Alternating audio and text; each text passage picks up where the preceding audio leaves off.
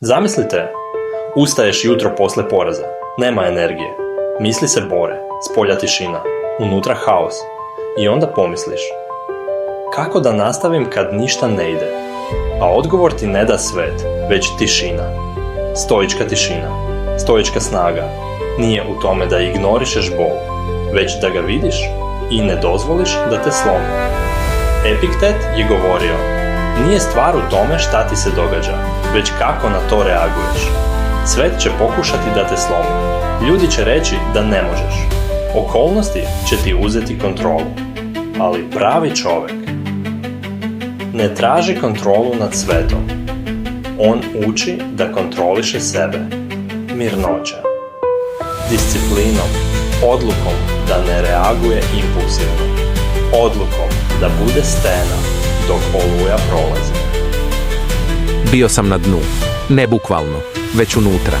Spolja sam funkcionisao, a unutra bura, pritisak, tišina koja jede. I onda sam pročitao jedno. Čovjek koji kontroliše svoj kontroliše svet. Počeo sam da dišem dublje, da ne reagujem odmah, da slušam više i pričam manje. I tad sam osjetio snagu. Ne onu što viče, već onu što mirno čuti. Danas ne tražim lag dan. Tražim snagu da izdržim dan. Jer nije poenta da bude lako. Poenta je da ti budeš jači. Ne trčiš da pobediš druge. Trčiš da pobediš sebe od juče. Svaki dan kad ustaneš, ustaješ kao ratnik. Možda umoran, možda bezvoljan, ali ustaješ. To je tvoja pobjeda.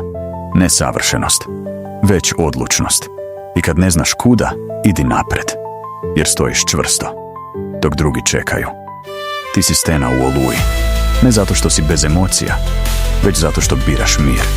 I kad bi mogao da eksplodiraš, ti se smiriš, ne znaš kuda ideš, počni.